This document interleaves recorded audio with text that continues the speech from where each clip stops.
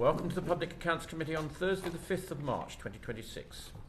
With high expenditure, complex procurement and a workforce split between the armed forces and the civil service, the Ministry of Defence faces particular challenges against a significant threat of economic crime and misconduct. As the government moves to fulfil its commitment to increase defence spending to 2.5% of GDP by 2027, exposure to these threats is only set to grow. Although the MoD receives hundreds of allegations of suspected fraud or economic crime each year, relatively few result in detection, disruption and recovery. The MoD reports that its potential exposure to fraud can reach up to £1.5 billion per year, mostly from procurement. However, this is only a broad estimate. While the MoD recovered more than it spent on counter-fraud work in 24/5, over the last 4 years, it's recouped on average just 48p for every pound spent, substantially below the government's expectation of £3 for every pound spent.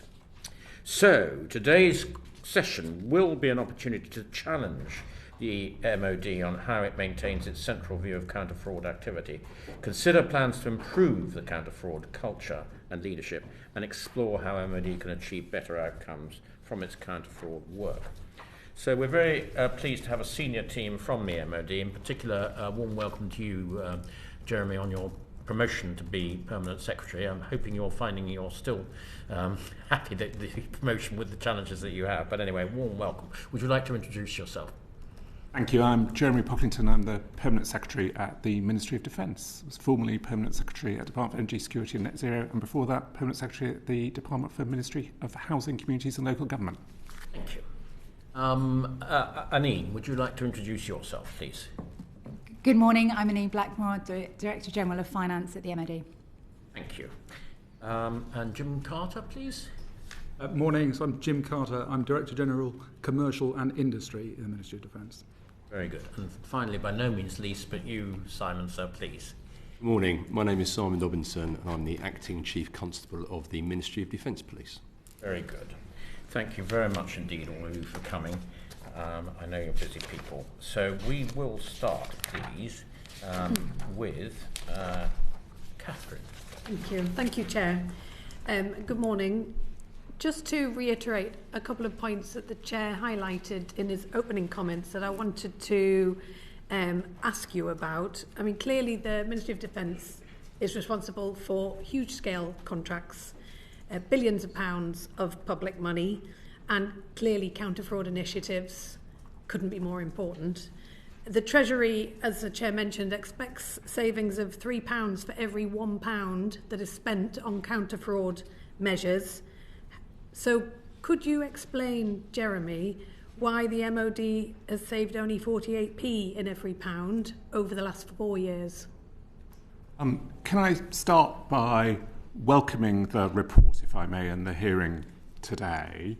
Everyone on the panel, but myself as accounting officer, takes safeguarding taxpayers' money incredibly seriously, given the scale of the spend and the work of the Ministry of Defence. Our job is to maximise the impact of every pound we receive so that that can be spent on improving the warfighting capability of our military. That requires a whole set of robust financial and commercial controls, which are absolutely part of the picture that we are talking about today.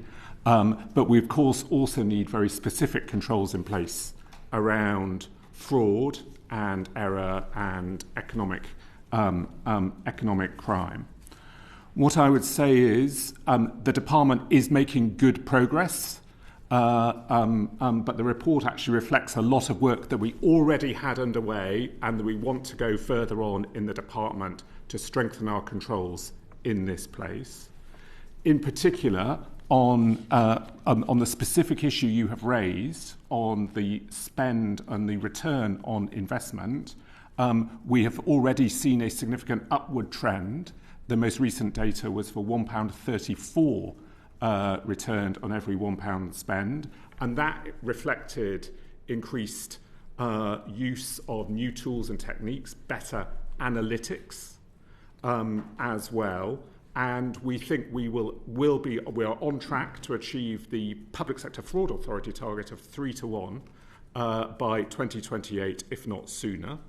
Why is the numbers low? We do think there's more that are lower in the past. We do think there's more that we need to do to record the benefits and record the impact of our recovery, which may have affected some of the data. That reflects partly, as you referred to in your opening statement, the complexity of the operating environment, but we are under no way complacent and recognise there is more that we need to do to capture the benefits of this and to make sure we are wholly focused on this important issue.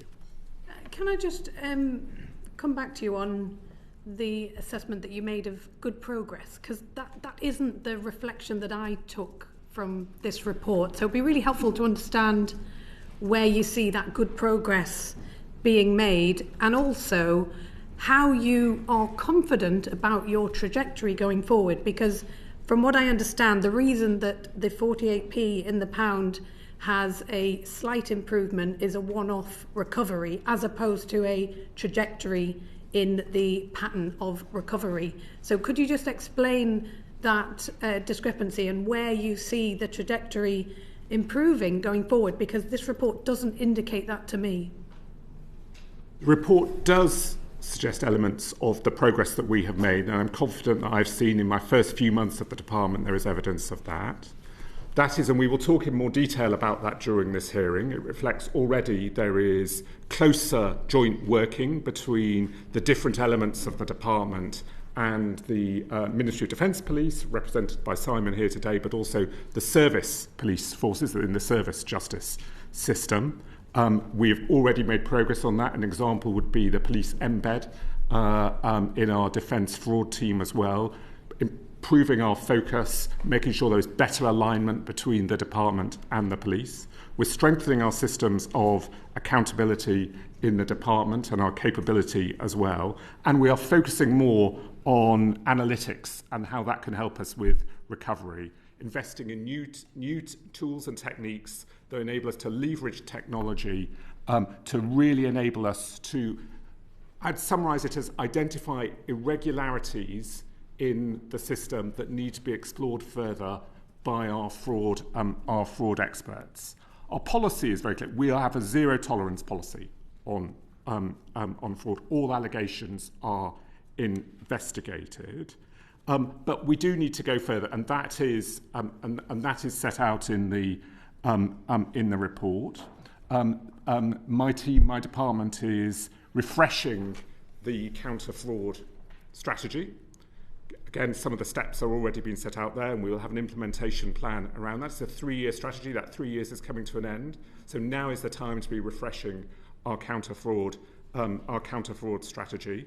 That is going to include, for example, work on getting a better estimate of fraud exposure. You've already alluded to the quite theoretical estimate in the report. We will have clearer objectives as part of a very important, quite fundamental set of reforms of the department and the defence reform.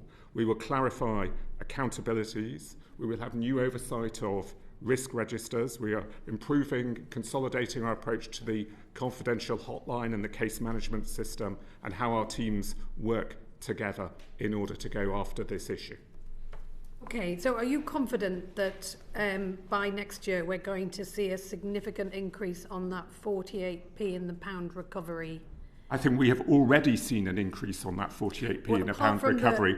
But I recognise... Sorry, I think we need to be clear that the £1.34 appears to be a one-off situation, because there was a one-off recovery that recouped commercial leakage that brought about a one-off recovery. But are you confident overall, taking that aside, that we're going to see an increase on the 48p in the pound, which is already well below the £3 in the pound? I am confident that our approach we will see improvements, particularly through greater analytics. The £1.30, I recognise it's not you want to see more evidence of the trend. Yeah. It is a real fact, though. No, I absolutely acknowledge it's a real fact. It's noted very clearly in the report, but it doesn't necessarily solve the underlying challenges of how we improve this. And with respect, it doesn't feel like there's an acknowledgement of the scale of the challenge, which is my impression on reading this report. But I'm happy to get into a bit more of the detail. I think what we should do is get into the detail of the counter-fraud strategy that we are working on and the many steps that we are taking. This is all, though, part of a wider system of financial controls and commercial controls in the department, because the best we need a balanced approach, looking at prevention, at detection and recovery. But prevention is incredibly important, and that means also looking at the wider context of the department and the controls that we have in place. We do spend very large amounts of money. There are different definitions, but roughly 40 billion on procurement. That's the number in the report. A bit under half of that, again, it depends on exactly how you count it, is through the sort of single source contracting regulations. They are very, very specific and tight regulations that reflect the fact in the Ministry of Defence it's not always possible to compete our contracts. And that gives the department particular access in open book arrangements, benchmarking arrangements to identify what is happening with our suppliers. None of this is to take away from the importance of this issue, the serious risk it is in a department like MoD, as it is in many government departments, but we have a particular reason to be focused on it, and the recognition that we need to continue our efforts and to do more. Okay, thank you. This is probably a question for you, Jim, on what are you doing to make sure that your commercial teams are increasing those counter-fraud savings and that we do see an improvement on that 48p in the pound that is currently the trajectory? It's probably helpful context for the committee if I just quickly set out, because Jeremy referenced it, the commercial controls framework, and then I'll answer your specific question. But there are controls throughout the contract life cycle to consider and prevent and make sure we minimise fraud, including by embedding kind of rigorous prevention and enforcement measures. At the top level, these joint services publications, which define our zero tolerance stance. And then there's specific commercial policy that underpins that, related to bid rigging and collusion, and also through the Procurement Reform Act 2023, giving us exclusions and debarment policy. So where suppliers who are guilty of fraud, we can debar. Underneath that, we have mandatory contract clauses and supplier ethics oversight to minimise fraud. And working very closely with Aneen, we have strict segmentation of duties following the government's functional standards. And then just very quickly, here's sort of post-award, our contract management and supplier relationship management processes mitigate frauds. And then into the supply chain, we have anti-counterfeit and IPR protections in our supply chains. So I'm trying to describe a sort of nested set of controls here that particularly focus on preventing fraud. The question is, are they working? Make sure we protect public money. I think the specific point that Jeremy made around that recovery, I also have confidence, because the technology that we use to identify and recover, but we are deploying more widely. So we applied it to a particular kind of business unit, and we can use it to apply more widely. And I'd be happy to talk to the committee about the opportunities we see ahead, actually, in terms of some of those digital tools and how they can reduce fraud.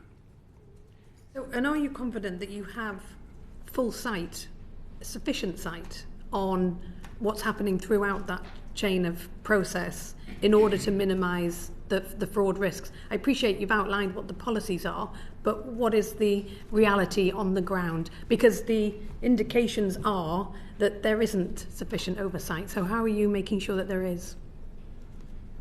So I think, the opportunities to improve that side. So I totally agree with Jeremy that we are not complacent. So I think we have good controls.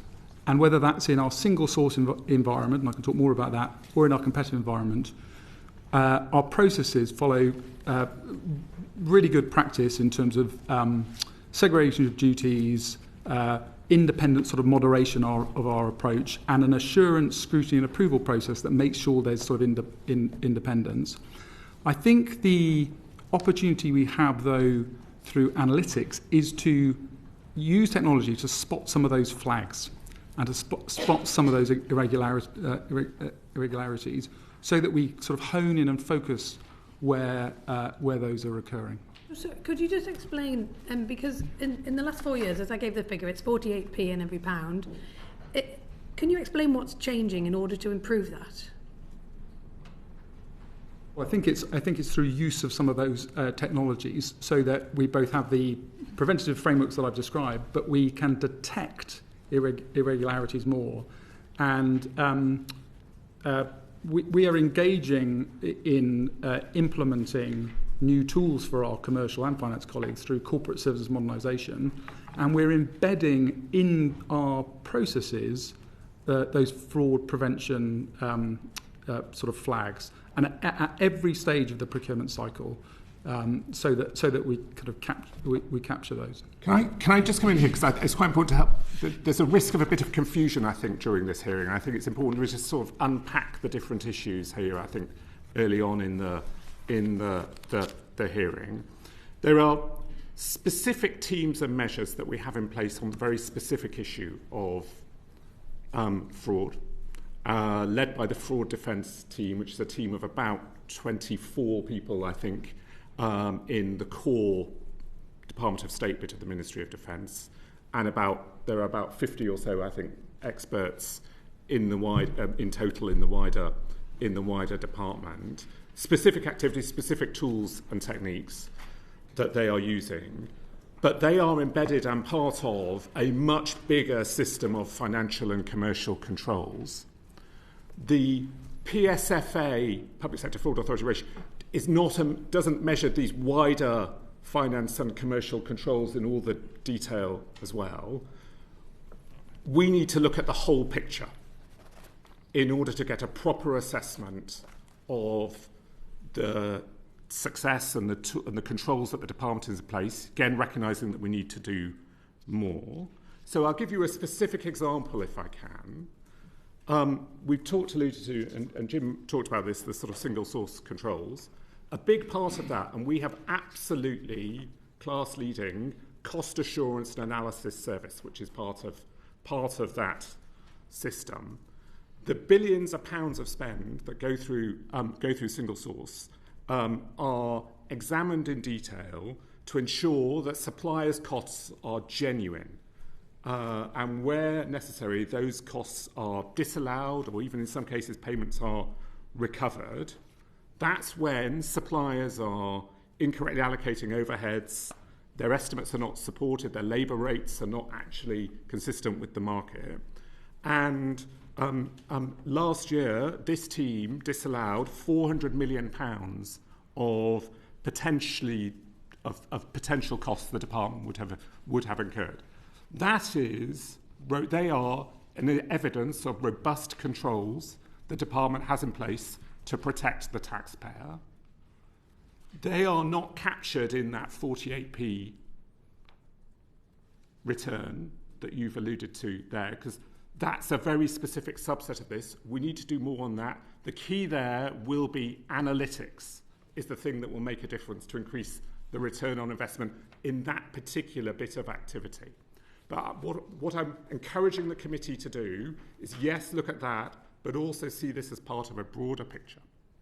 Okay, thank you. And in terms of the fraud defence team and its work, and I suspect these questions are for you, Aneen, the 130 bespoke risk registers that you operate to, some have severe and critical activity risks, but they've not been updated or acted on, some of them for up to 5 years, it says here. Do you have a sense of how well those existing controls are operating, and what are you doing to ensure that they are operating at their maximum effectiveness? Thank you. You're absolutely right to note that we have an established regime of how we have in place risk registers throughout the organisation. As the Chair noted in his opening remarks, we do have a large-scale complex organisation which will require risk registers at each level so that we are driving our best understanding. Let me share a little bit about how we are improving the registers and then how we are going to be using them really to drive the focus of where we want to ensure that we have resources and investment going forward. As Jeremy alludes to, that will be part of how we improve our return on investment and drive value for the taxpayer. So, as you'll be aware, Defence Reform has restructured the department.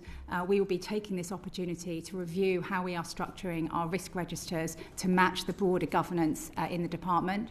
We have an enterprise risk register framework that we have developed recently, and that will be rolled out this year so that from the board downwards, we will be nestling our risk registers in a consistent framework.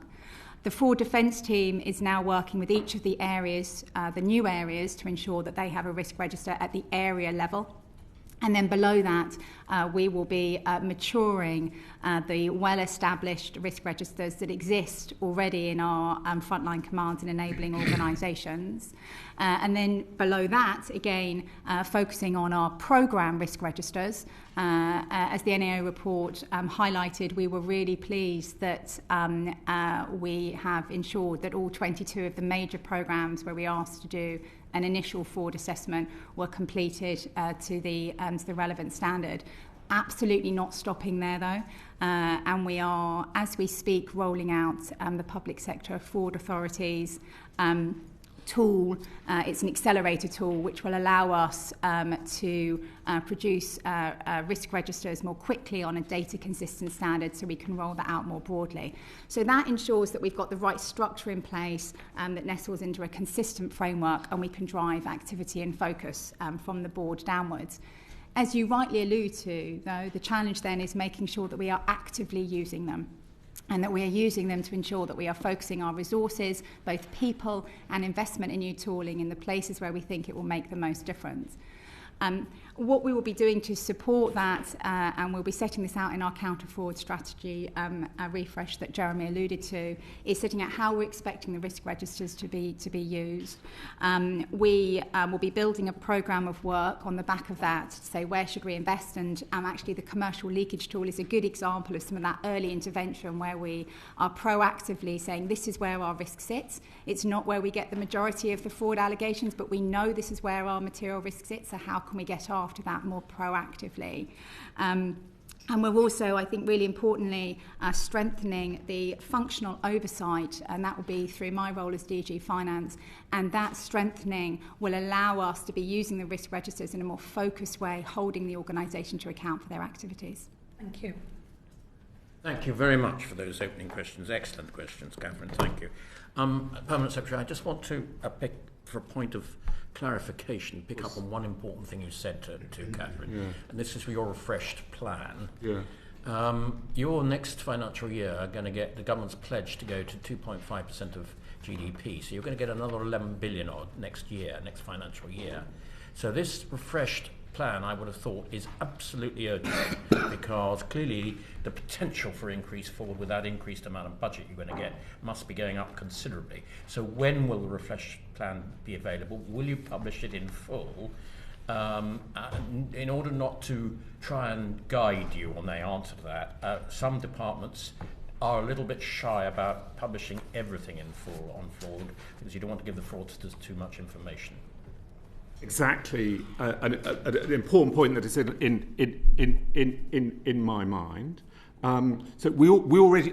First thing I want to say is we already have a plan that we're working on improving it because we have a plan that we have a 3-yearly process. So this is part of our 3-yearly process, which is why we welcome the reports to actually come at just the right time. Actually, as we're finalising our plan, we're working to complete the new plan by September. And perhaps I can write to the committee with a summary of the plan. Would that be an appropriate method.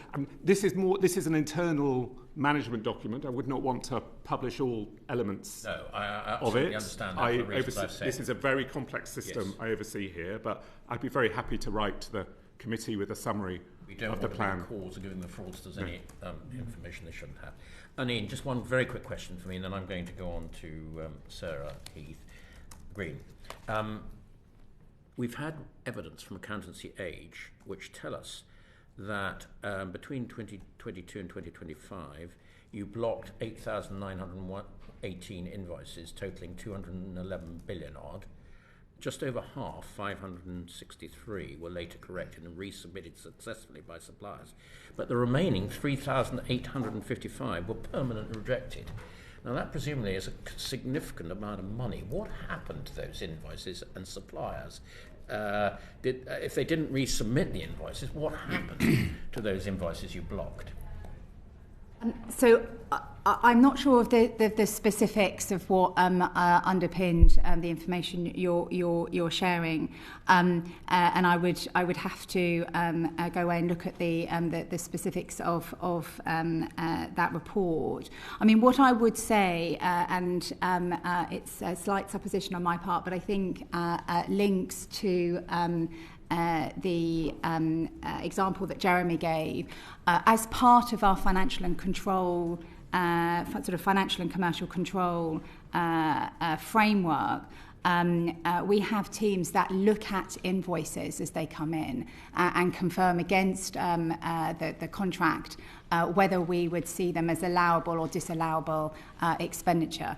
That is part of our normal activity. It is a very complex regime, and where we see disallowances, we engage with the supplier to understand whether there is a mistake, a misunderstanding, and a range of routes in response to that. Would you let us have a note on that? I mean, if you haven't seen the evidence from Accountancy Age, I apologise, but we'll supply that. And then if you could let us have a note on it. Could you also let us have a note? I mean, the Permanent Secretary did refer to this. Advanced analytics, AI and so on, seems to be an absolutely prime case for this in scanning these invoices. If you could let us have a note on that too, how this is going to help you actually detect which invoices are correct and which are not. I mean, it's a fairly simple accounting function, I would have thought. Absolutely. I think Jim wants to come in. Can I come in just very quickly on that one? So we are embedding in our new tooling a continuous duplicate invoice check. So in the past we've applied analytics sort of retrospectively to this, but this will be happening through the process, which will avoid that in future. Yeah, we need to. Retrospective is no good if you paid out the money. Indeed, the trick is moving away from just relying on people reporting concerns, important though that is, and to be very much welcomed, and sampling through first and second lines of defence in the department. The thing that analytics enables us to do is, in time, review the whole picture as it's happening to spot those irregularities. That's the prize that over time we need to get to, and all organisations will need to. It's wider than just defence. Thank you very much. Sarah Green, please. Thank you, Chair. I think my question is for Aneen and Simon. The Permanent Secretary, in his answer to Catherine, said the department has a zero tolerance approach to fraud and economic crime. So I'm curious to understand why so few investigations result in criminal action or service justice action, or indeed monies recovered. Shall I start? Thank you for the question. So the department's zero tolerance to fraud is an absolutely critical part of our culture and stance. And what that means for the department is that we investigate all allegations through the confidential hotline. Many of those allegations don't come with sufficient evidence, and we will follow up where we can to try and build that evidence so that we can take forward an investigation. But we investigate all allegations that come through, and they cover a very wide range of potential outcomes. And I think that reflects the complex environment that exists in the MoD. So we investigate all allegations. what we find, and the report shows, is where we can investigate those allegations, 30% of them result in a finding, both a formal and informal finding. They may be criminal, and Simon can talk a little bit about that. They may be informal response on the civilian side. They also, I think, helpful for the committee to be aware that we pick up the lessons learned and look for control weaknesses. So we have that feedback loop back to our control environment. But we do have findings in 30% of the cases that we are able to investigate. Thank you. So I think just some context first of all. Ministry of Defence Police has an operational footprint in relation to how we provide protective security and physical security across the MoD estate at certain locations. Those requirements are laid out to us by the Directorate of Security and Resilience around a number of sites that require high-end specialist armed policing capability. But we also maintain a relatively small investigative capability for investigating specific offences that present a risk to the safety and security of the homeland. Those offences are not wholesale in the same way as all Home Office forces would investigate. They are specific to economic crime, such as corruption, bribery. They also include those types of offences that that are a risk around theft of or damage to the estate. We have the full-time equivalent of about 7 staff that provide a dedicated investigative capability to investigate economic crime at any one time. The majority of referrals to the Crime Command investigative capability come through the hotline. And that's why we have the embed involved in that. Because what the embed is able to do is to assist with that triaging process to ensure that the right types of offences are being reported to and then prioritised by that small team of 7 people. Alongside that, we have certain capabilities that are specific to the Ministry of Defence Police, such as being able to seek confiscation orders under the Proceeds of Crime Act that neither the service police have nor fraud defence staff and colleagues. And that's one of our USPs around the ability to be able to actually draw down on that. Our recoveries for last year was just over £850,000, with predictions that we would seek to improve that as we start to see transformation through improved joint working. Our detection rate for last year was 38%, up from a detection rate of 31% the previous year, so there's some improvement there. If we look around the timeliness of our investigations, on average about just over a year it takes to investigate, and the City of London investigative policy suggests nationally an investigation should last no longer than about 2 years, so our timeliness is quite good. So that's some context. Specific to your point around the detection rate, we are governed by the National Crime Recording Standards and the Scottish Crime Recording Standards. So where an offence is reported to us, we have to record it in line with that. And then we will then seek to carry out a proportionate investigation in lines with all investigative opportunities. Many of those things will be affected, though, by things such as whether or not the type of offence that's been reported to us in a timely enough way provides us the opportunity still to secure and preserve evidence. But also, then, we are subject to the Crown Prosecution Service and the criminal justice system, unlike colleagues within the service police who work to the the service justice system. So, in summary, we try to get upstream by having the embed. So we're talking the same language the fraud defence are around how things are prioritised and what are referred to us. We then have to make sure we record appropriately. We then have to make sure we carry out proportionate and thorough investigation, and then we provide that as a charging, standards to charging to CPS. And the outcomes at the moment indicate around a 38% detection rate for those offences that we are investigating. What could change, or what would you request could change to help you achieve more criminal outcomes? Like you've mentioned there are 7 dedicated staff. Like, is that an area you would request more investment in? The Permanent Secretary mentioned a great deal about technology earlier, but you were talking very specifically about 7 team members. is there something to do with team collaboration and cooperation and leadership that would help with that?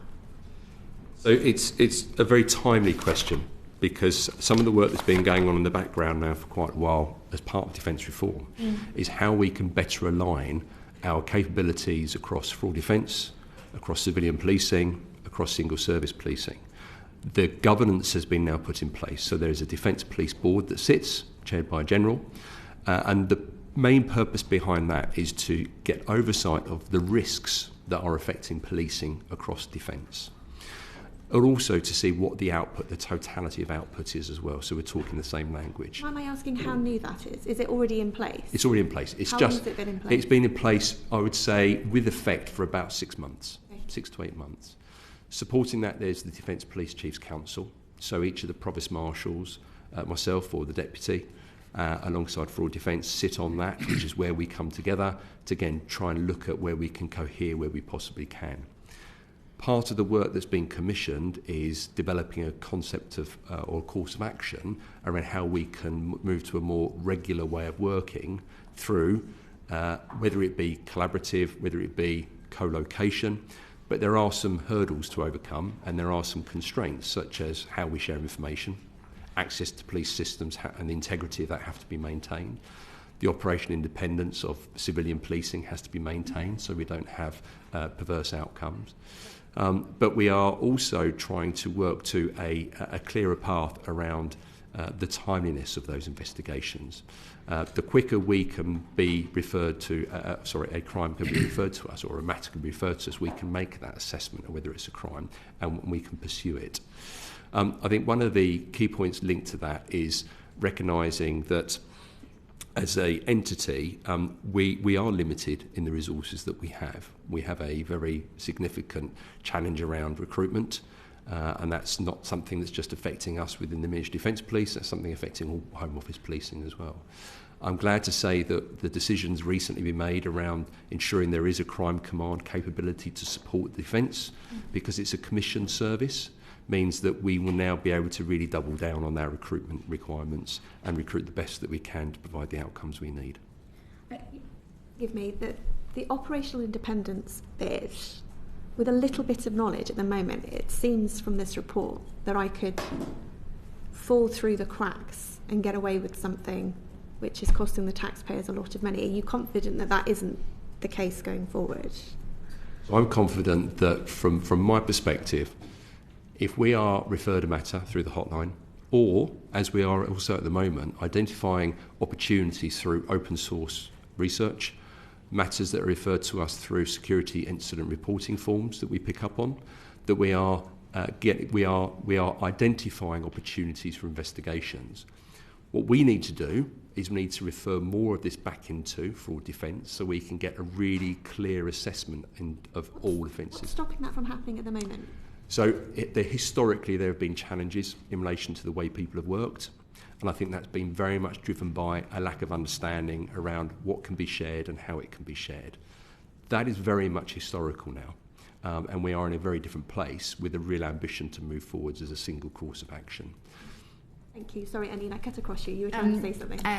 Well, what I was going to do, the conversation sort of focused on the criminal route, and I just wanted to provide reassurance to the committee that our programme of work is very much focused on ensuring that we've got robust investigations throughout the organisation. We are very live to the fact that 60% of allegations end up being investigated by local areas, so not through our police partners.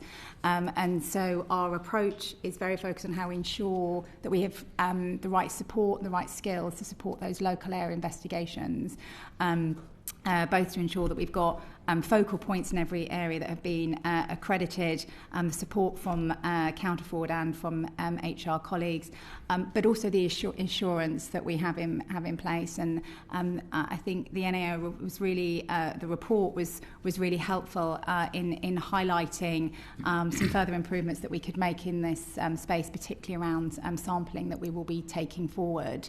And so I wanted to reassure the committee that both our structure and our future plans are very much focused on how we ensure that robust investigation across the enterprise. How many regional teams are there, sorry? You mentioned regional teams. How many regional teams are there? You said that you didn't by area. There aren't set regional teams. The structure that we operate in is ensuring that the investigation can be carried out in the relevant organisation where it's felt that it's not going to go down the criminal route. So that will be carried out lower level, lower down in the organisation. So the Ministry of Defence is now divided into 4 areas. That's the phrase we will use. The Department of State, which is the sort of the relatively small bit at the centre. It's the military strategic headquarters, the military, but also where about half the civil servants work as well. The National Armaments Director Group, which Jim is, and where a lot of the procurement takes place, and the nuclear enterprise as well, specific procurement around nuclear deterrent. Okay. I would appeal for shorter questions and particularly shorter answers, because we've only begun to touch the subject at the moment. We've had 3/4 of an hour or so. So Rupert Lowe, please. Thank you, Chairman. I don't quite know where to start. When I look at this report, I don't think this tells you all of the leakage that's taking place. And when I look at the taxes that are being levied on farmers and small businesses that are forcing them to sell their farms and their businesses, and I look at this leakage, I mean, you talk about 1.5 billion here, I don't actually think you're probably capturing all of the leakage that's going on. So I think my question is to you, Jeremy. When I read in the NAA report, which I thought was excellent, and by the way, there is no room for complacency, as you said. I'm very glad to hear you're not complacent, because if I was on the end of a report like this, I'd certainly not be complacent. So when I read that the culture, let's look at the culture, a lack of trust between counter-fraud and police teams, and noted unclear lines of reporting, duplication, and missed investigative opportunities. I then read about siloed working between different teams, inefficiencies and duplication, and relatively few criminal investigations which tend not to be complex or serious. I then go on and I read something that really concerns me. We also found inconsistency in how seriously different parts of the MoD considered and responded to potential misconduct or fraud. Officials and police also told us that some areas of the MoD do not consider fraud to be a major risk and can be reluctant to engage. So I look at this, and I run lots of contracting business, we do lots of procurement, and I just don't think there's any joined-up thinking evident here at all. And you're going to be spending a lot more than you're currently spending. Your whatever it is, 46 billion, is likely to go up to 75 billion. So if these endemic sort of cultural and structural inefficiencies continue, there's going to be more leakage, and therefore more taxes are going to be required on the private sector. So I think this is really very concerning. And I'd like to know, Jeremy, really, how are you going to improve this? And are you going to give it the seriousness that it requires? I said at the outset of this hearing, Mr. Lowe, that I take this seriously. There's absolutely no room for complacency. It's the heart of my job, the job of everyone on this panel, but the department as well, to make sure that we are maximising the value we get from every pound of taxpayers' spend. That requires the controls in place. It requires skills, it requires capability, but it does also require the right culture as well that you alluded to. I think some of the issues in the report, having spent a lot of time preparing for today, some of the issues sort of highlighted in the report reflect the complexity of the environment in which we are operating in the MoD. It is a very large, complex organisation. We have the military workforce, the civilian workforce. We have multiple different police forces that we are working with. But I want to assure you that I and the other senior leaders are placing great importance on the right culture of trust and collaboration. We have fresh leadership in the department, in the fraud defence team, and it's fantastic that we have Simon here today. And we have, in particular, I think, a new integrated investigative model that is really requiring all the different parties to come together, to work together collaboratively. Can I just interrupt you because you're talking generalities here? So let's go through the report. Theft of assets. Around 2/3 of these reports related to lost assets, with theft making up only 13%. Can you define lost assets? Question. Personnel and management issues and information exploitation. Failure to follow gifts and hospitality rules, abuse of flexible working time, and deceit and misrepresentation of financial advantage. Unlawfully obtaining and disclosing official documentation. I mean, look, this is serious stuff. So please don't talk generalities. What are you practically going to do to sort this out? There is no disagreement. These aren't generalities. These are actual events. There is no disagreement between us on the seriousness and the importance of the issue. I will talk specifically about assets, and then I will talk about the wider strategy to deal with fraud, because there is actually a whole set of different issues that you are raising there. Control of assets is very important in a department like the Ministry. What is something lost? When you say lost assets, most of them are apparently lost. What does that mean? Does anyone get punished for losing an asset? In my business, if somebody loses an asset, if there's no justification for losing it, they have to pay for it. We record and follow up all lost assets. The process is underpinned by our security control framework. A majority of our lost assets relate to phones or laptops, and as you can imagine, we want to ensure that we track those carefully. The response will, as you rightly note, depend on the justification given. We will absolutely be alive to any patterns if we think they are occurring, but the majority are cases of misplacement of phones and laptops, but we will record the reason and where it happens. You can have as many risk registers, as many processes, as many sort of analytical tools.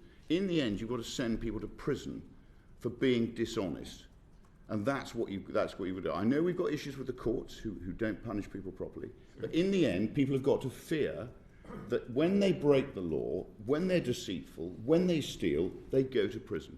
So I'm just going to go on and ask you a few more things. Because you talked about prescriptive or nominated procurement. You mentioned that.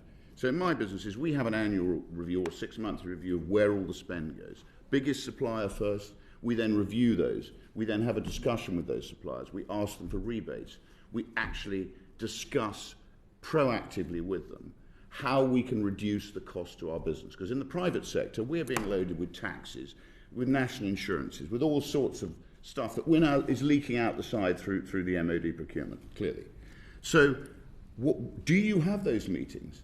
When people nominate suppliers, I'm immediately suspicious. Why are you nominating a supplier?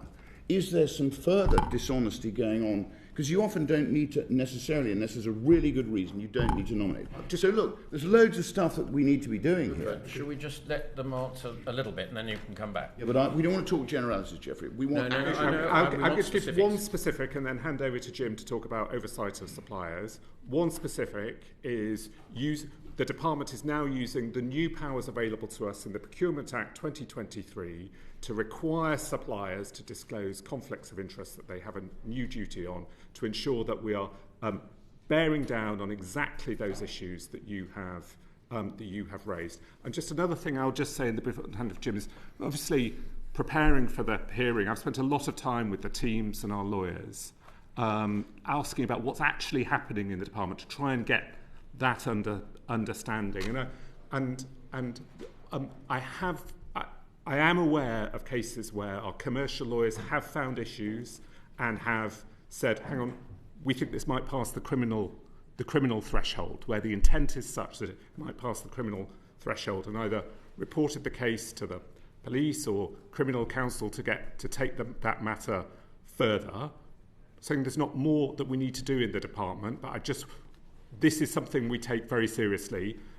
Mr. Lowe specifically asked about how we oversee and manage our relationship with suppliers. That's Jim's role, so I'll hand over to Jim. Briefly, please, Jim.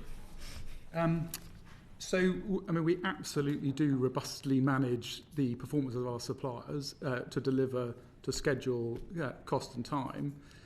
We also, though, specifically pick up on this point around how they are managing fraud through reviews with them.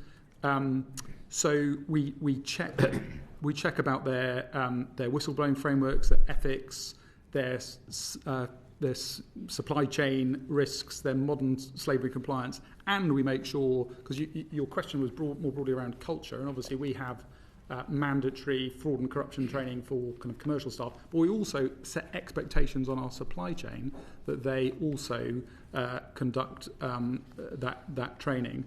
But on your whistleblowing line, for instance, I mean, if you run a whistleblowing line, you've got to make it effective. You had 1,037 cases, of which I think 363 ended up being properly investigated by the police. If you don't have a properly functioning whistleblowing line, people won't whistleblow. But anyway, I think I've covered that off.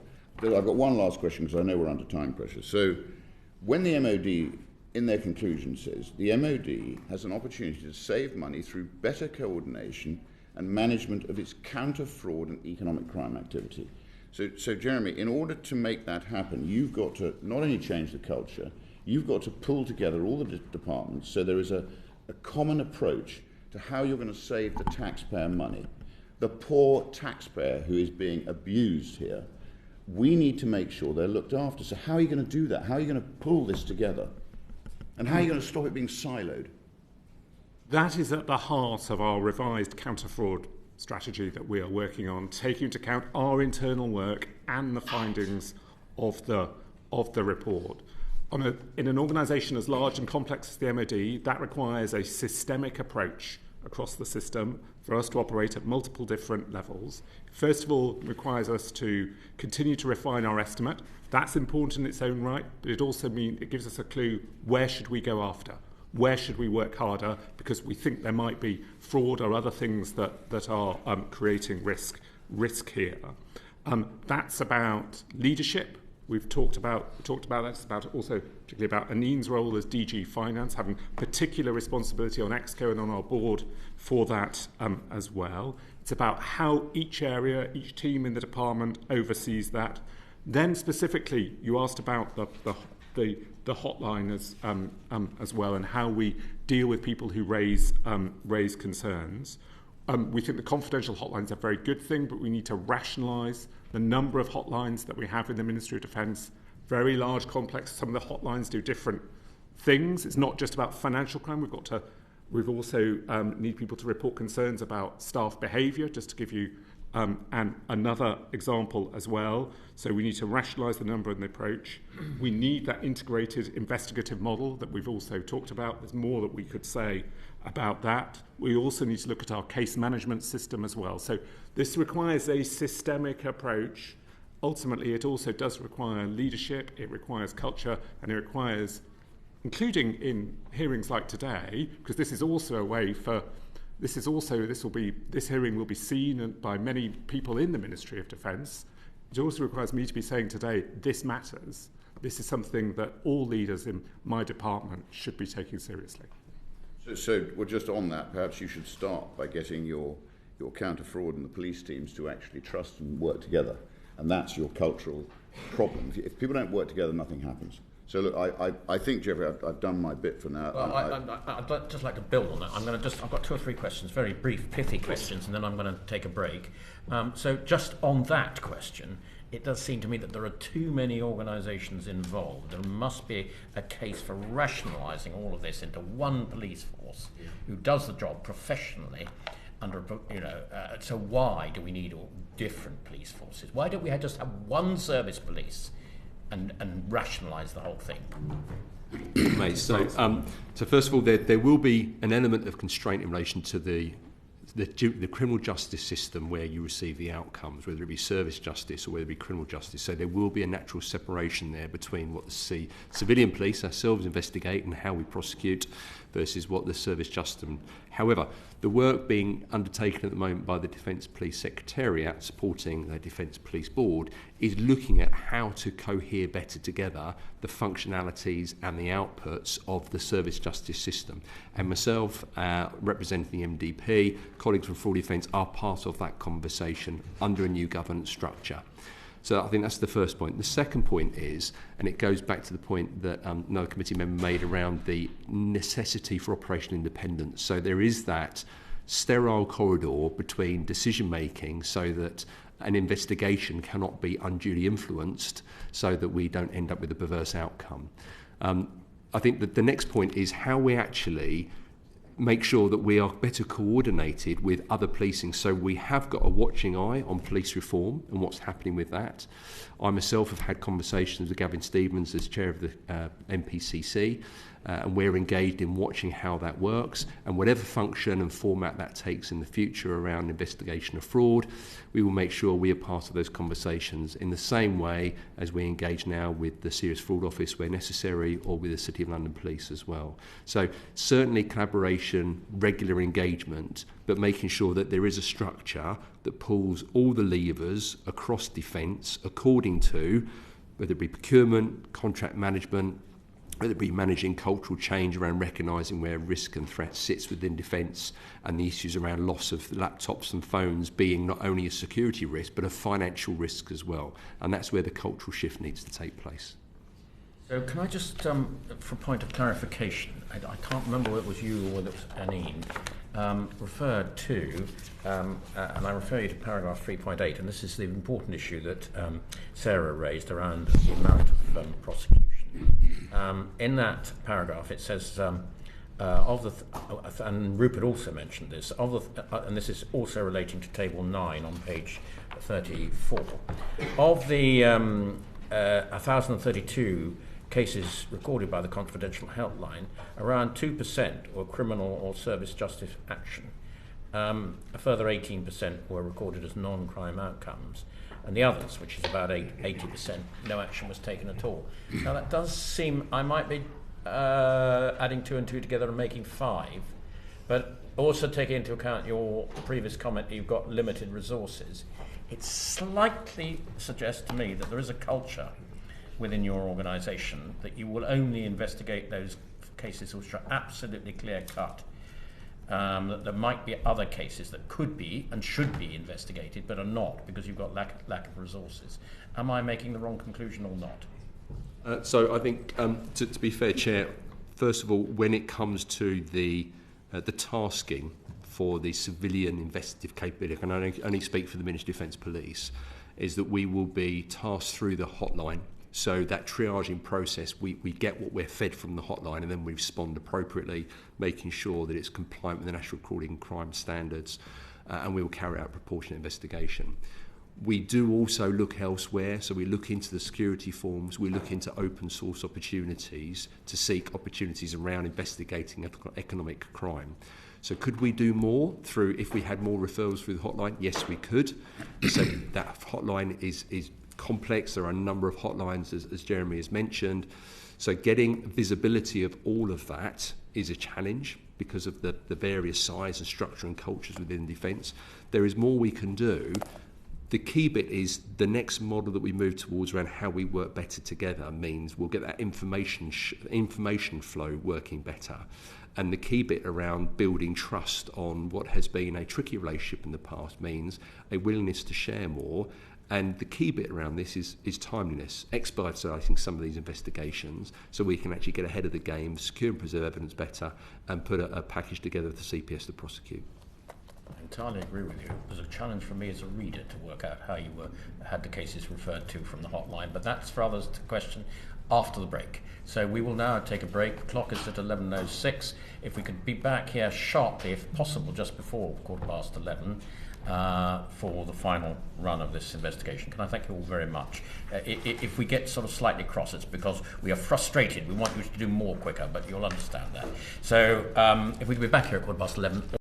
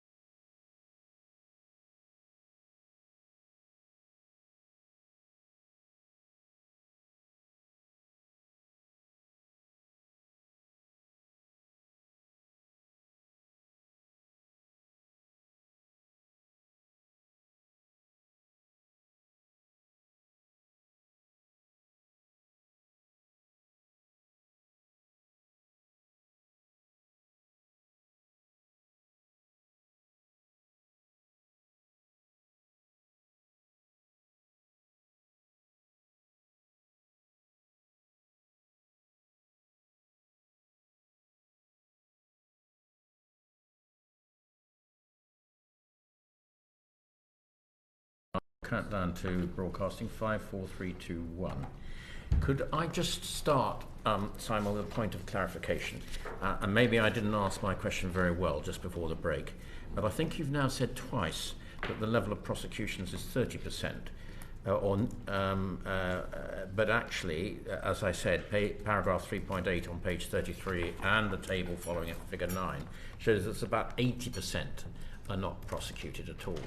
So could we just clarify those figures? Could you look at those pages and table and clarify those figures for us? My apologies, Chair. So the number I referred to earlier around the 38 was the detection rate of our investigation. So where we have prosecuted, the outcome for last year, 2025, was around 38%, and previous to that was about 31%. So that was just clarifying that as an outcome rate as opposed to the number of offences being investigated or prosecuted.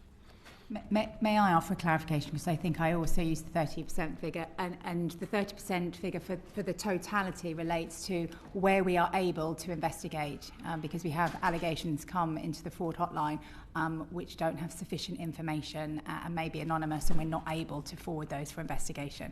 But where we can investigate, 30% have an outcome. Okay, thank you for clarifying that.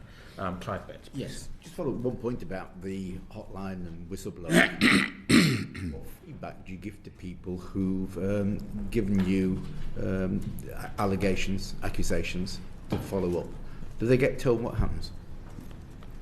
So we take safeguarding through our hotline process, incredibly important, as this committee would expect, and we were cited in a recent NAO report for the support that we give to whistleblowers that we are incredibly proud of.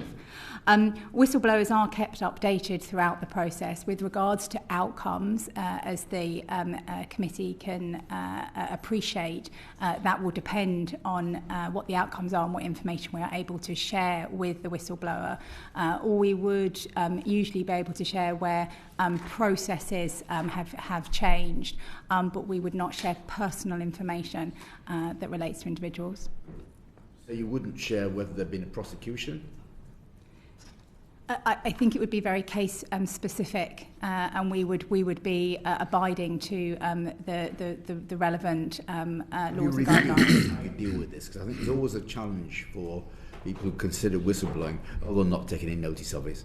We'll just put it in and it'll disappear into a black hole somewhere, and we won't be kept updated about what happens.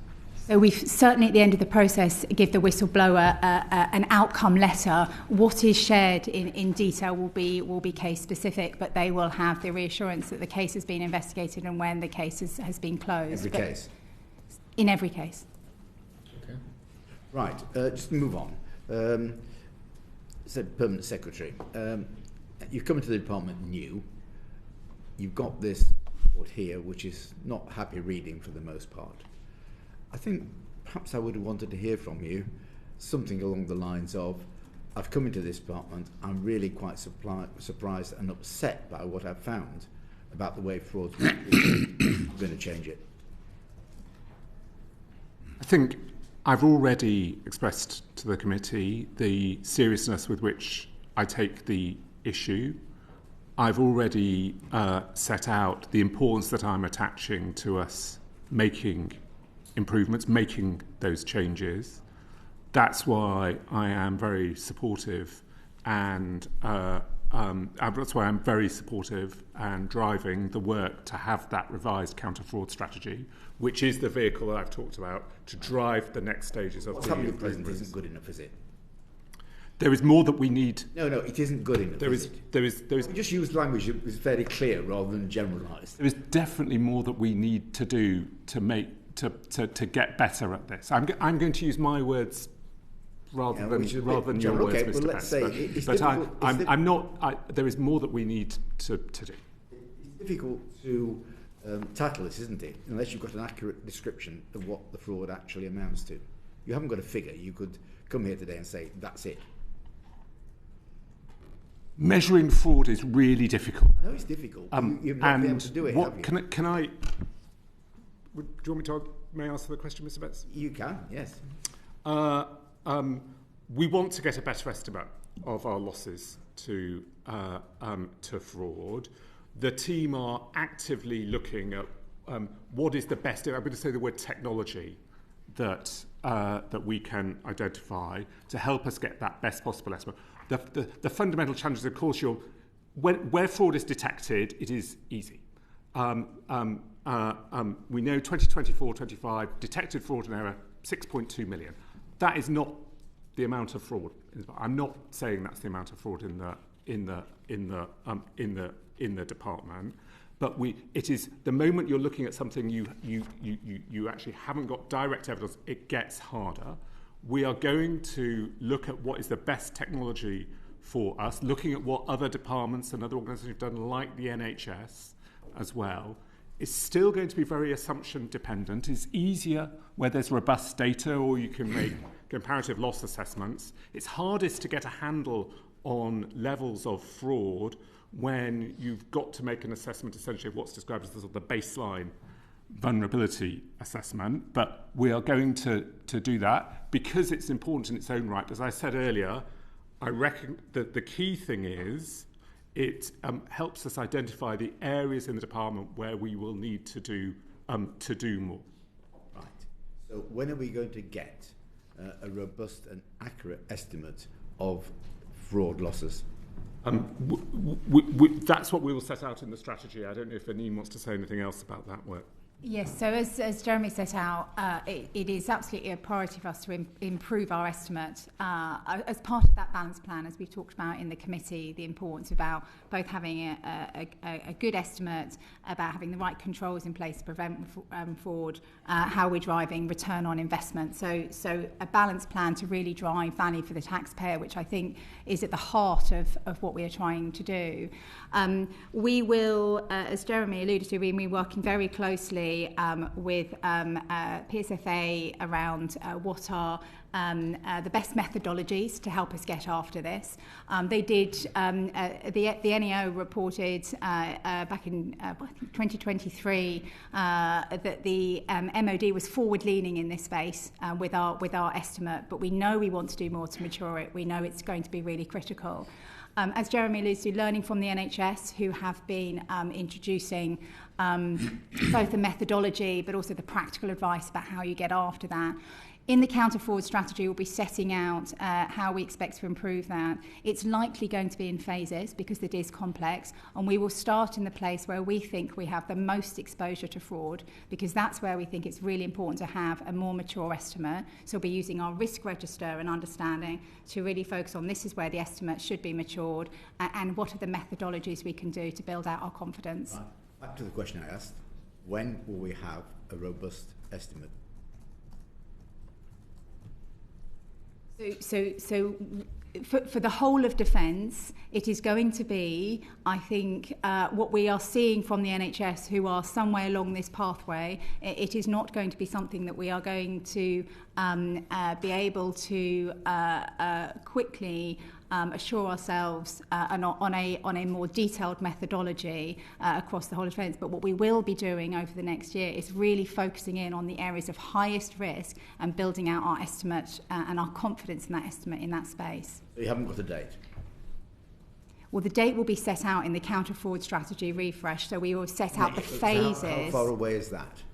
So that's what we're writing now. We'll have that complete in September, and that will detail the phases of what we're going after. You'll be able to give us a robust estimate. September will set out a plan of the phased approach, and we'll be focusing in on the areas of the highest risk in the first case. The answer to the question, though, what Mr. Betts is asking you very, very clearly, both of you, is when will we have a reliable estimate? Because I think this goes to the heart of the entire hearing. You've got a figure in here, somebody's assessed a figure of 1.5 billion of potential fraud. But I don't believe that the culture within the MoD actually believes that figure is accurate.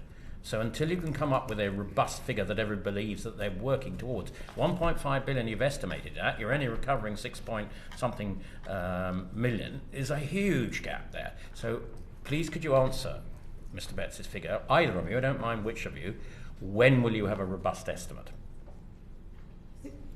So what we have learnt from engaging with the NHS is that it is an incredibly complex and challenging thing to do, and we're taking lessons from them so that we are not starting from a low base, but can learn from what they've set out, is that it would be inaccurate and misleading for us to be able to say that there is a hard date at this point in time that we'll be able to say this is when we would be able to have redefined our estimate for the whole of defence.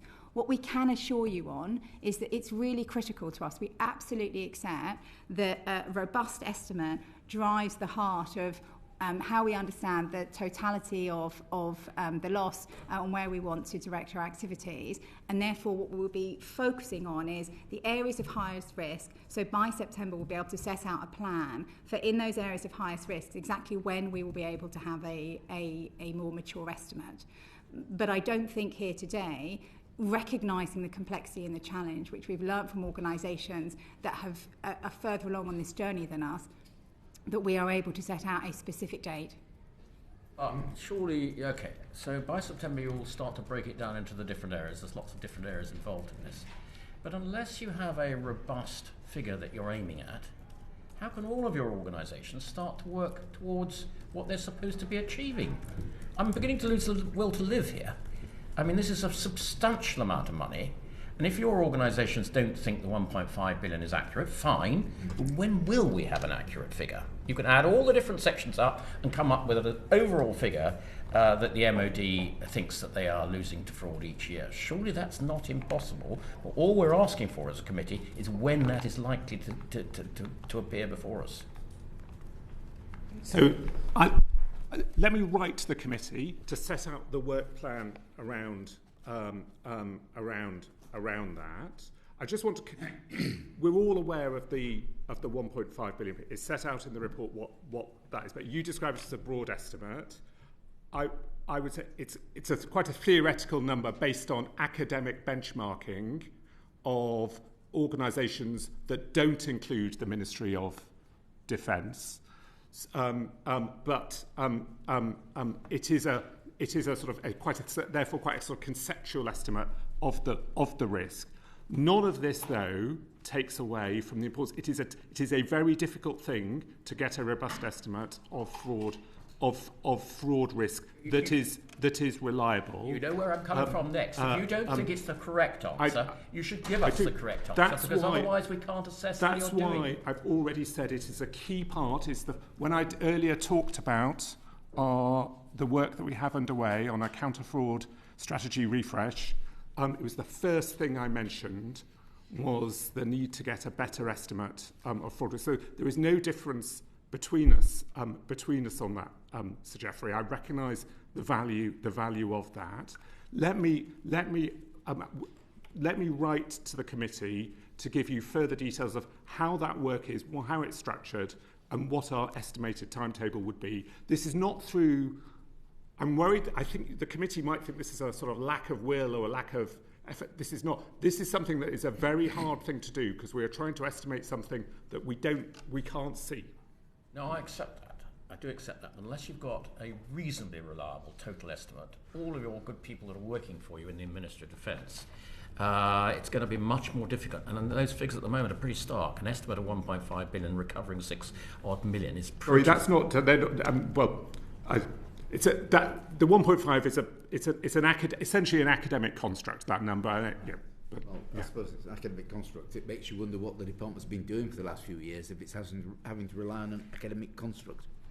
I think there's a previous NEO report as well that talks. This is something that all parts of government are working on, getting better technology. There are new tools and techniques to help us to do this, and actually analytics will also help us on this. So this is something that is a developing area of focus in government and further afield. It is not the case that you know where we want you to get to.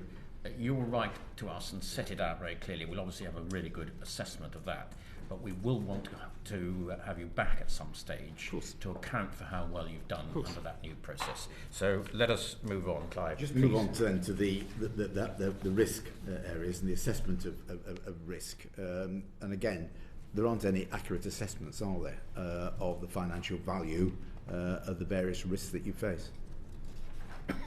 On the risk registers, we are going through a programme, as I was alluding to earlier, to continue to mature how we set those out, both in how we nestle them in the organisation, so from the enterprise downwards, how we can continue to develop them as risk registers that can be actively used in the organisation. And as you rightly point out, that will include estimation around forward value. And that will be available by September, will it? So that's a programme of work, but that's happening now, and we expect that to be in place during this coming financial year.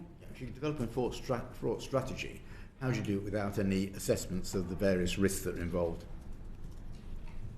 So the fraud strategy will be setting out how we will be responding to high risk, and then underneath that we'll be having a detailed plan of where we want to focus resources and activity. But the enterprise risk register has been developed and will be rolled out imminently.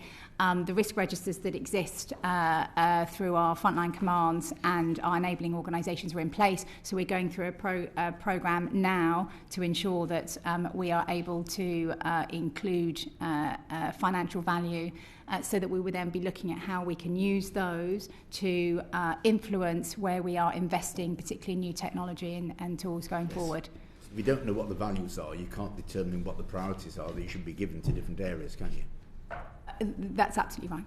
So that will be available in September. I mean, it must be part of the strategy, isn't it? Yeah, absolutely right. That will be part of the strategy. I suppose what I'm conscious of is that it won't be a once and done programme. So what we have in place is an ongoing programme to ensure that those risk registers are constantly updated, that they are used, and that they are useful tools. By September, as part of the strategy, you'll have some assessments of the value of the various risks. Correct. Okay, thank you. Right, just go on to procurement and commercial risk, which obviously is a pretty serious matter and could involve very large sums of money. We just don't know at this stage. So how well are the commercial operations, the staff there, and the fraud part of the department linked together? Because in the end, the people at the front line doing the commercial operations should be the first ones to identify, shouldn't they, if there are problems? So there are members of my commercial and industry organisation on the Defence Fraud Board, and clearly where we identify any issues or expected fraud, we would feed that in.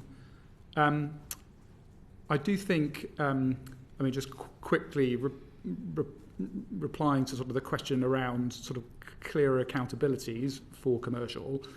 It picks up a bit of what Jeremy was talking about, defence reform, which is a key objective actually around simplification and clearer accountabilities. And under the National Armaments Director Group, you have a consolidation of procurement budgets and end-to-end ownership of the acquisition system, and also stronger functional leadership. So in terms of the ownership of the sort of budgets and people for finance and commercial, that's rationalised, and I think that helps with the visibility and driving improvements in this area. Right. I mean, I was pretty shocked by paragraph 214 in the report.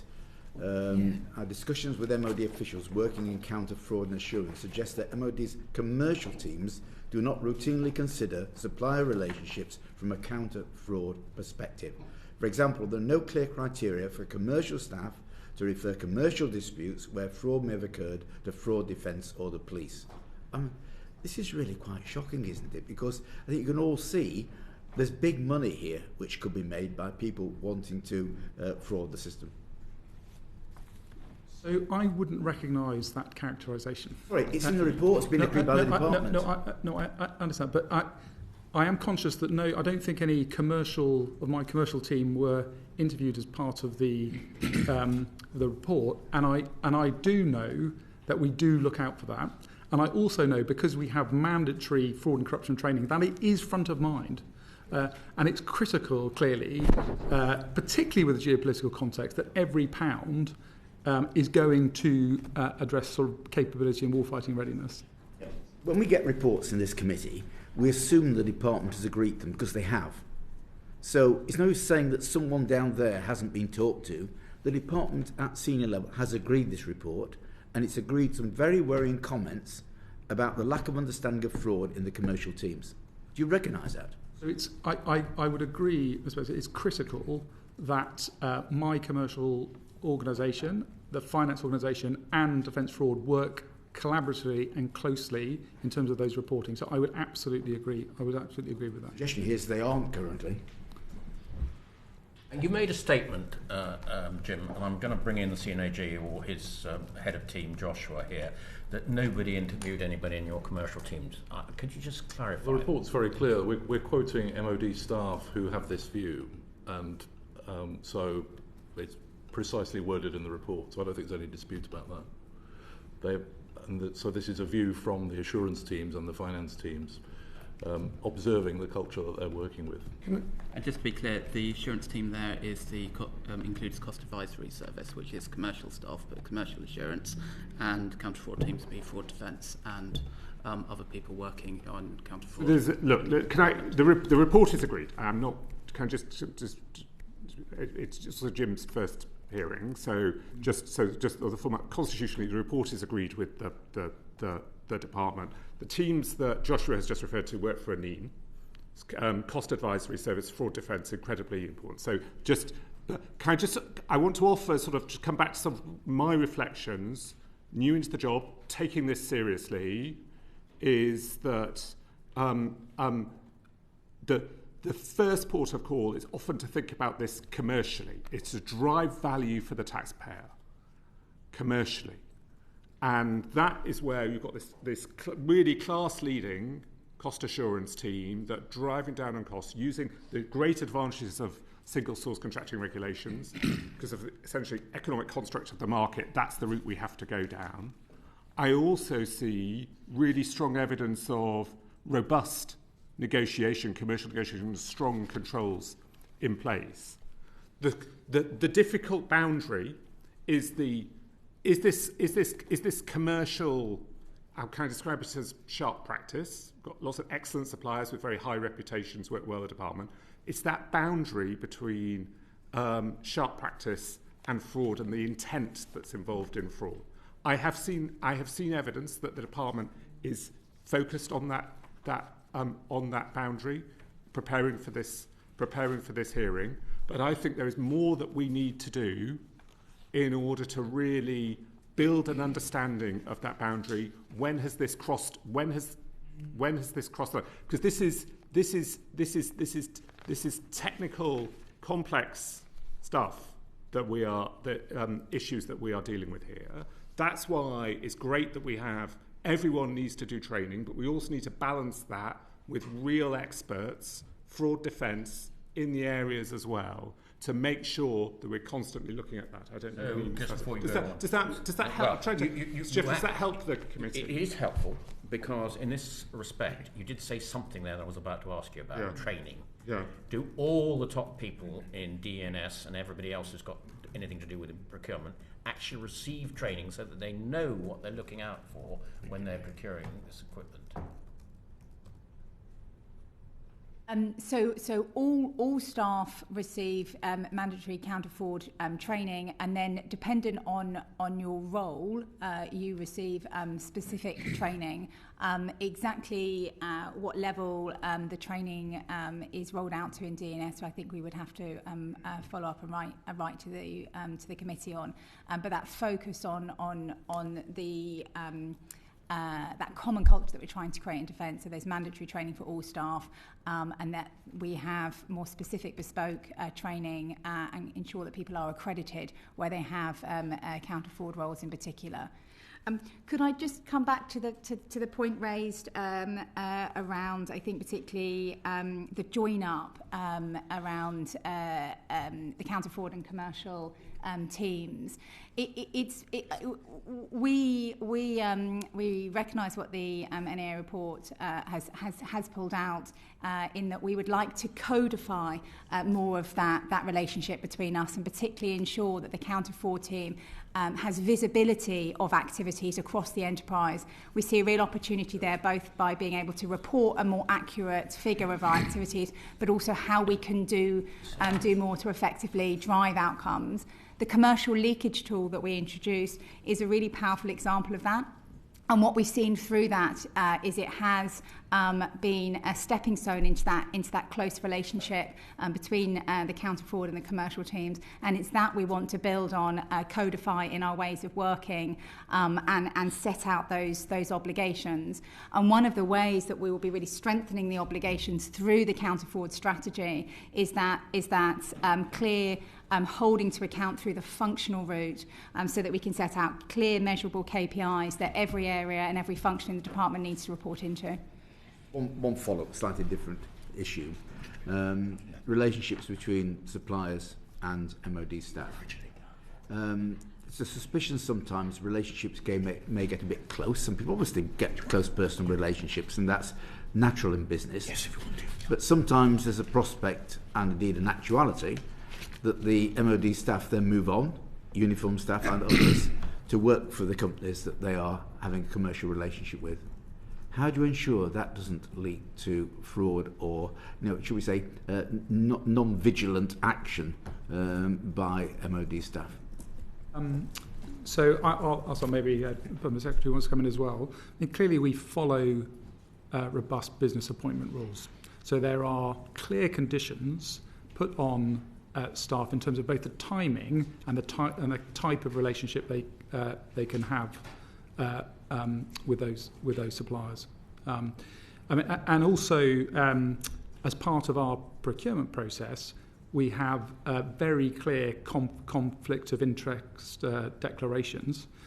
One of the advantages, actually, and I was talking about some of the new technology we can see, that can do more sophisticated checking, checking of the wider kind of financial systems, ownership of companies, politically exposed persons. So that will help us make sure that's even better in terms of the declarations around that.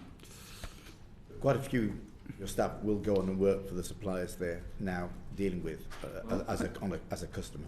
Yeah, I think that's true. I don't personally think that's unhealthy. I mean, we recognise as a defence enterprise, particularly to meet some of the challenges, we need this sort of profound transformation of our system to deliver the strategic defence review, to deliver defence industrial strategy, and the skills that you might have working in the MoD can be valuable in the supply chain, or vice versa. What we need to make sure is they're not, that the rules around what they can influence in terms of procurements, the rules about how they can sort of lobby or sell into government are really robust and tracked through. I just want to really emphasise, as Permanent Secretary, the importance I attach to proper, robust business appointments rules and the importance of policing those. That's something that I've always done and will continue to do in this role.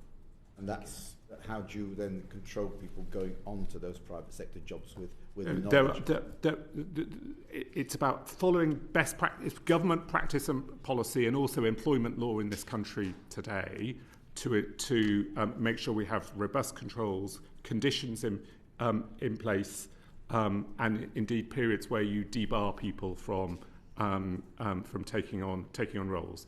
Now, I've only been in the department a very small number of months yet, but I just want to reassure the committee that's how I'll be approaching cases robustly. In order to test that culture within the MoD Permanent Secretary, Andrew Finstein, and I accept you don't get this evidence in advance, tells us that Raytheon UK, whose parent company RTX recently faced significant legal sanctions in the US, including penalties of almost $1 billion. So this is a really well-known name in the defence industries. Would that sanction have been applied in the UK? Because that's the acid test. With the same evidence, prosecuted in the United States, would it have happened here in the United Kingdom? I don't think I can answer that. I'm afraid on the very brief summary you've given me, I'm afraid it's too hard to hypothetically. What I will say is the Procurement Act 2023 gives us new powers actually, including powers to disbar suppliers from working with the department where they are found to have done wrong. So it gives us additional powers, additional protections, exactly how the legal process would treat companies. It's a bit hypothetical. I accept for you me. You haven't seen the case. I accept that. It was the principle of the thing. Whether a well-known company like that, if you had the evidence, would you have the wherewithal and ability and wish to prosecute that company? So I can answer sort of yes to that, and I think where we see underperformance from our suppliers, we will sort of terminate. Well, clearly, if it's a fraud, we'll rigorously pursue that. But where we see underperformance, we will, and that's in sort of breach of contract. Clearly, we'll terminate, and we will then seek seek costs. So we do robustly manage suppliers. One of the sort of opportunities, I think, actually, and it's linked to the work we've done under the Defence Industrial Strategy, is that we recognise as a commercial industry in the MoD, we need better understanding and illumination of the supply chain. Now, that is also about us being able to deliver effective capability and make sure we have the right shape of our supply chain. But it does contribute to some of the risks we're discussing as a committee, because a really good understanding for the MoD of who... Okay, it was almost a yes or no answer, and you've answered it. Thank you very much. Sarah Green, please.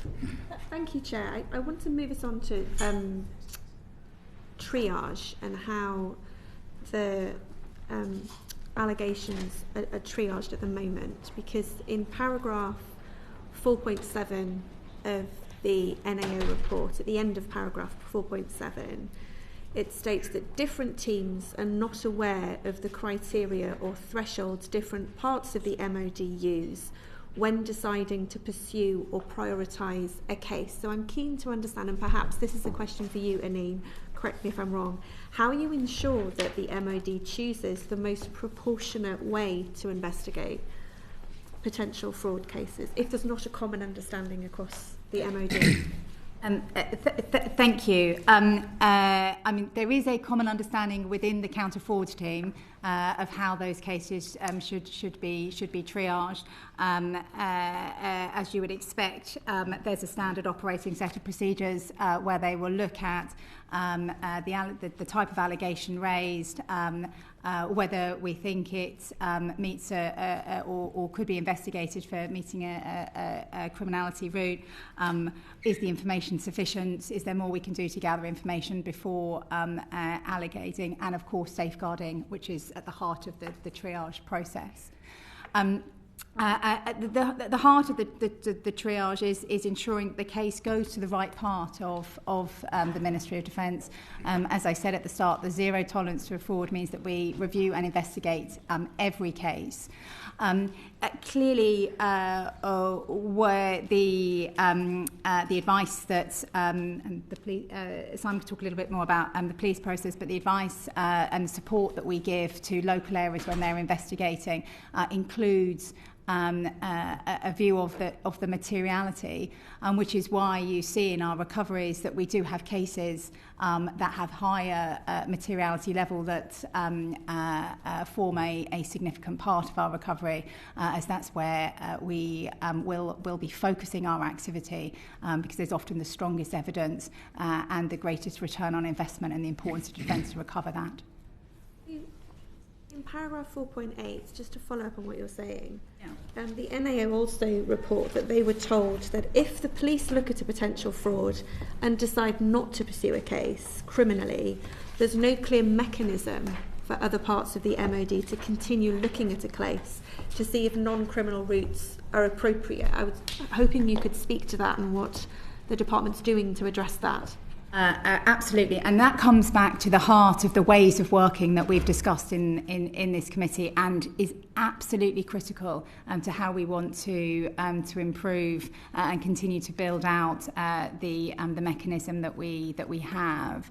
I think Jeremy alluded to it earlier, but we will have an integrated investigative team that will ensure that as cases are closed by our police partners, that they can seamlessly come back into a counter-fraud to be triaged out into a local area where that is appropriate. Is that not currently happening? It does happen, but what we want to ensure that we have a really robust mechanism to ensure that it happens in every case. Thank you, Chair. Chair, may I just add to that?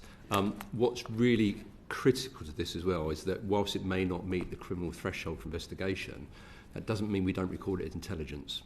And therefore we capture that and use that to build a more robust intelligence picture, and then we might start to see patterns of behaviour that fall behind that, and that then in the future may then lead to supporting the need for a criminal investigation. Not lost information. Correct. Sorry for cutting across you. So why do you do this on a local level? I mean, fraud is such a difficult thing to detect.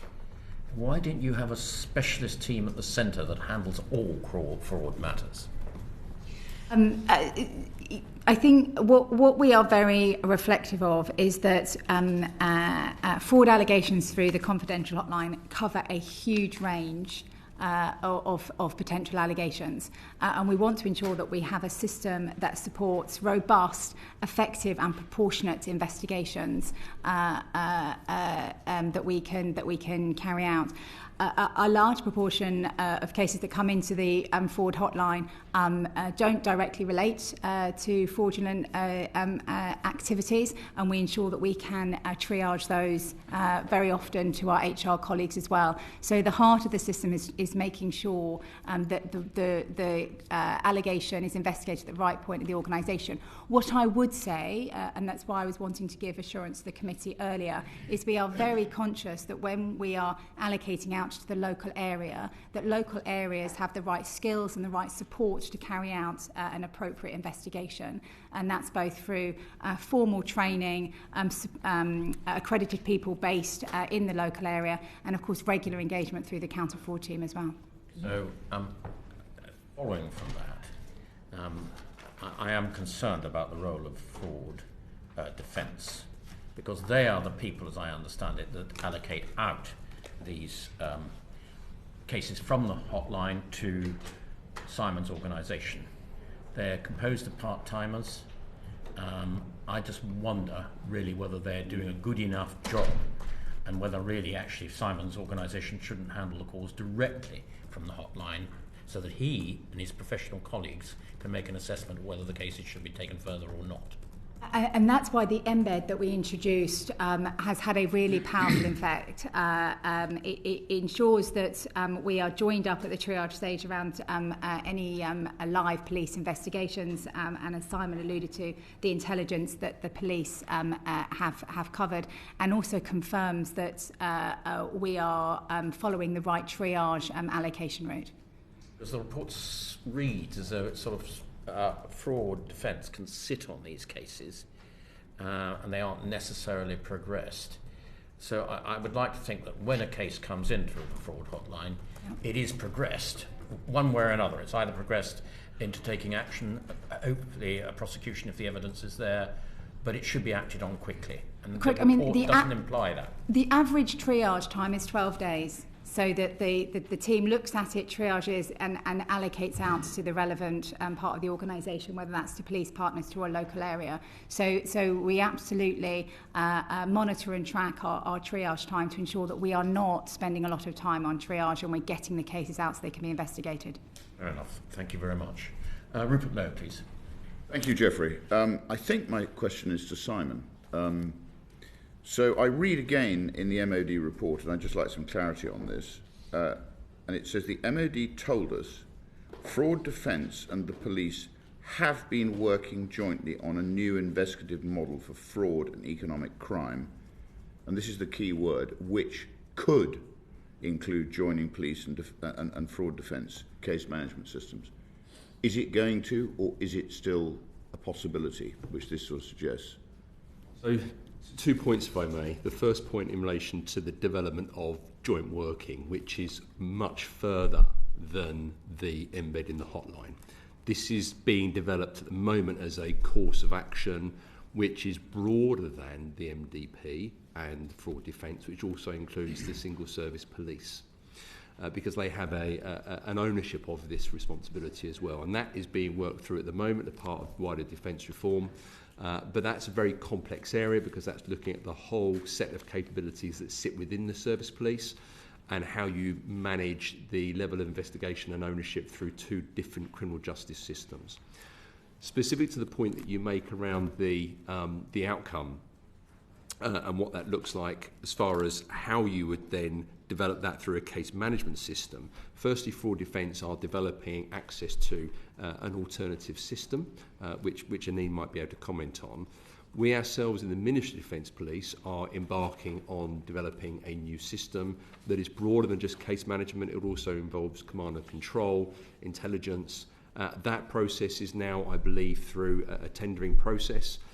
There may be opportunities there for licensing opportunities for fraud defence to have access to that, but that will be very much governed by whether or not the access controls can be put in place around protection of police information as per the Information Commissioner's Officer under MoP, under the necessary data protection law. So that's all being worked through at the moment, but the ambition is very much to see how we can dare to share, very much also through blended ways of working, which, again, having made the point earlier, means that we work to the sum of our parts, but recognising the independent skills and capabilities that are required. I mean, I think that word should be should, not could, because it seems to me common sense. And I hear your answer, and I hear you talking about reasons why it's difficult for it to happen. I think you've got to overcome those problems, because this is fraud, this is dishonesty, and as I said, this needs to be dealt with. And I think, we've moved from basically a nation of shopkeepers, and as the private sector is taxed into oblivion and the public sector grows like a weed, you are going to see more fraud. The nation of shopkeepers used to keep their own accounts. The state's incapable of keeping its accounts. So I don't know, I've always had this theory, and I'd be interested to know what you think, that the state often builds up great big numbers of people who don't communicate, don't work together, they sit in silos, and they cost us, the taxpayer, a lot of money. I actually think if you put together a lightweight team, which is a combination of both police and the MoD, you use your whistleblowing line to effectively identify cases that need to be investigated. You can then work through those, investigate the ones you need to. But equally, if you decide you want to drop, without any notice, on a department, and you want to do a thorough audit of what they're doing and pull apart every single thing they're doing, if need be, listen to tape-recorded lines, listen, whatever you do. I don't know whether you tape-record lines. In financial services, everything was taped. You could go back and you could listen to messages, phone calls, every single detail, orders placed, the lot. Now, I don't know whether you do that. But if you have a genuine desire to look after the taxpayer, I think you do need to get this lightweight team, which will cost you a lot less than a vast group of people who don't talk to each other. And then you make people fear what happens when they're caught doing something wrong. And as I said earlier, people have to fear that when they get caught doing something wrong, they go to prison. Prison is not a comfortable place. So you've got to have some fear in there so that these people who are basically procuring large quantities of arms and munitions and other things, which are now so important to the country, if they're caught committing fraud, they get punished.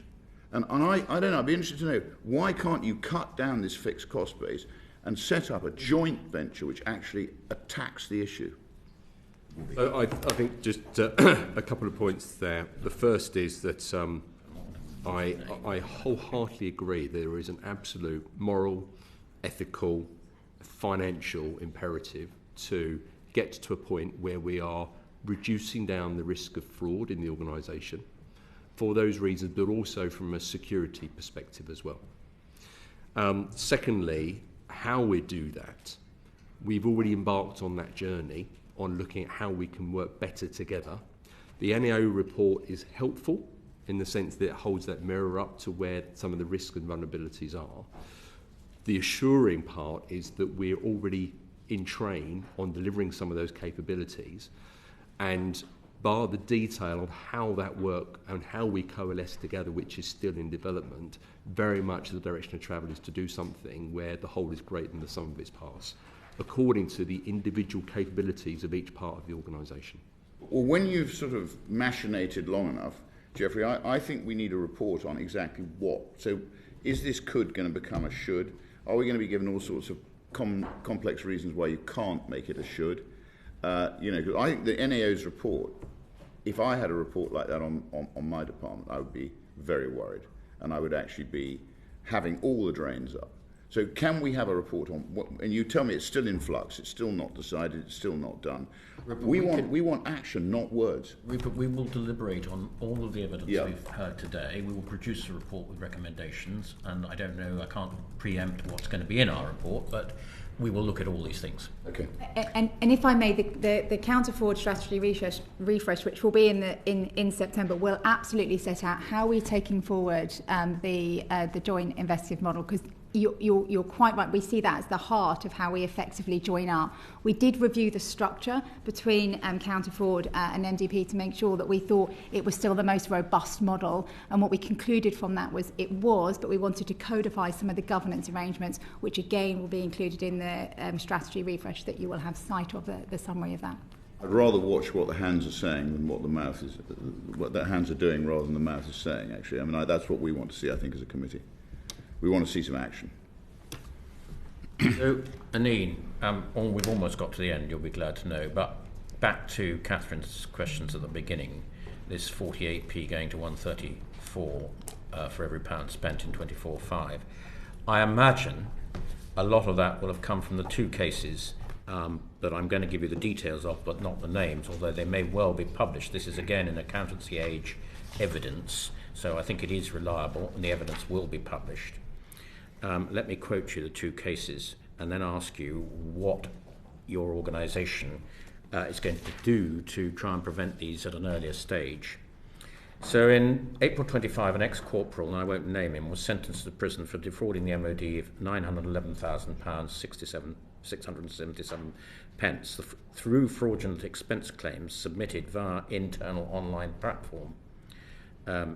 As an aside, the court heard he retained over $550,000 for his own personal use, which I think says something about the court process.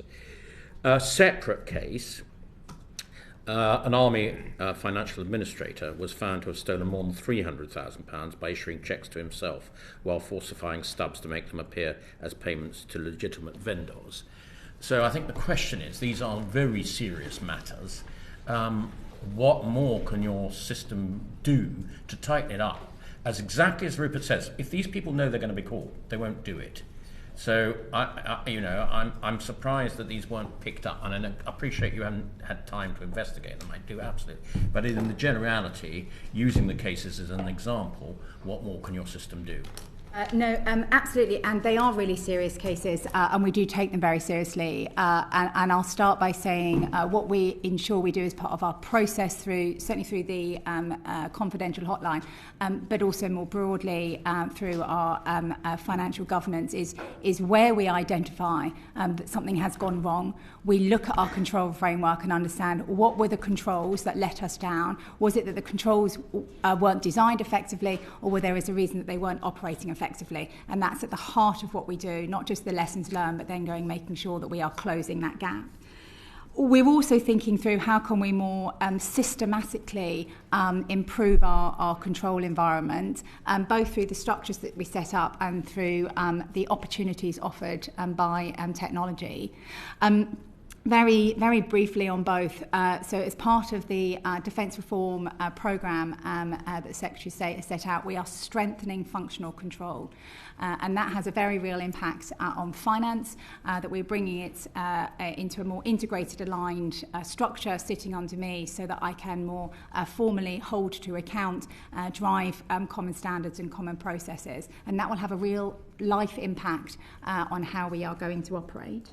We are also looking at the opportunities that we can introduce through technological advances. There's two key elements I'd highlight to this committee.